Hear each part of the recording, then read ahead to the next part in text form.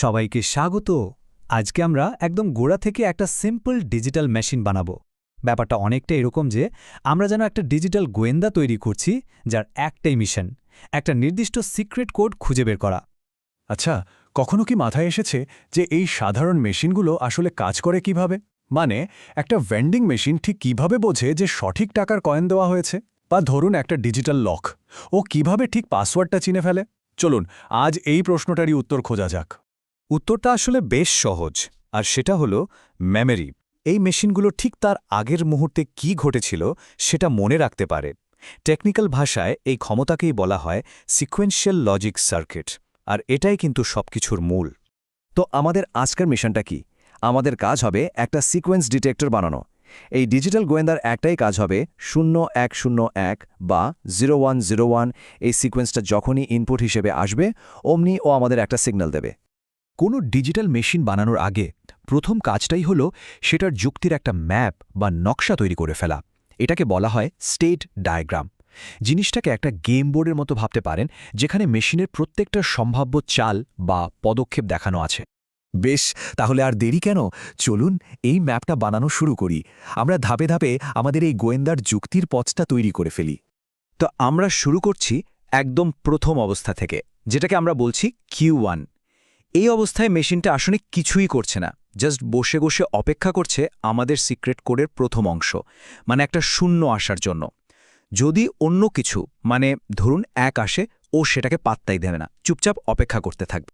আর যেই না মেশিনটা প্রথম শূন্য পেয়ে গেল, অমনিও চলে গেল একটা নতুন অবস্থায় Q2-তে। এর মানে কি? এর মানে হলো ও এখন মনে রেখেছে যে কোডের প্রথম অংশটা ঠিকঠাক পাওয়া গেছে। দারুণ, তাই না? এবার Q2 অবস্থায় থাকতে থাকতে যদি একটা 1 চলে আসে, মেশিনটা লাফ দিয়ে চলে যাবে Q3 অবস্থায়।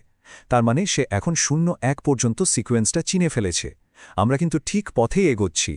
আর ঠিক একইভাবে যখন পরের শূন্যটাও পেয়ে গেল, মেশিনটা পৌঁছে গেল Q4 অবস্থায়।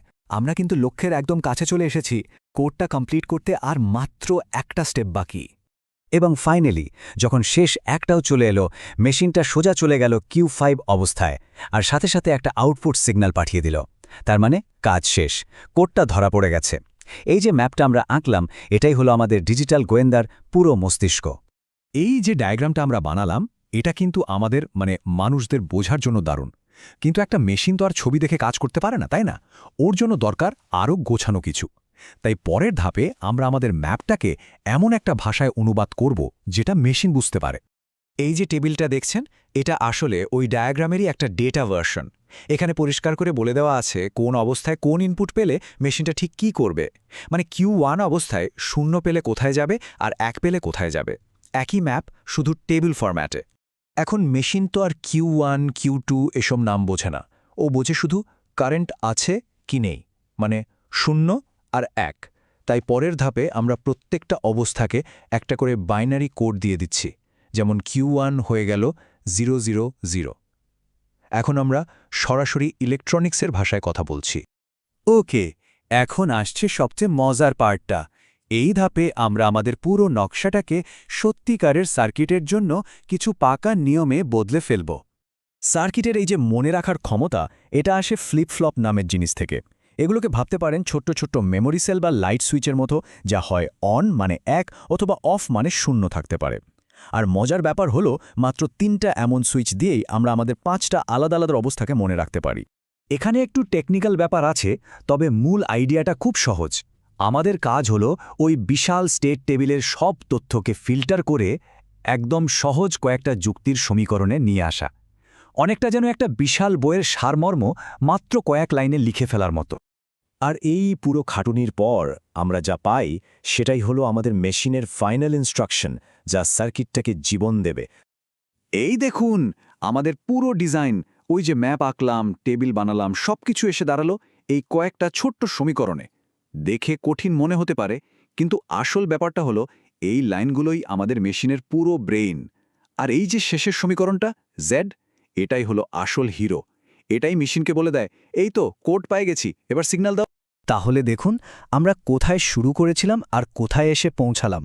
একটা সাধারণ প্রশ্ন ছিল, কিভাবে একটা মেশিন একটা কোড চিনবে আর তার সমাধান হলো একটা সুন্দর স্টেট ম্যাপ আর কয়েকটা সহজ লজিক ইকুয়েশন দিয়ে তৈরি একটা সার্কিট। এভাবেই একটা সমস্যাকে ধাপে ধাপে একটা কার্যকরী ডিজিটাল সমাধানে পরিণত করা হয়।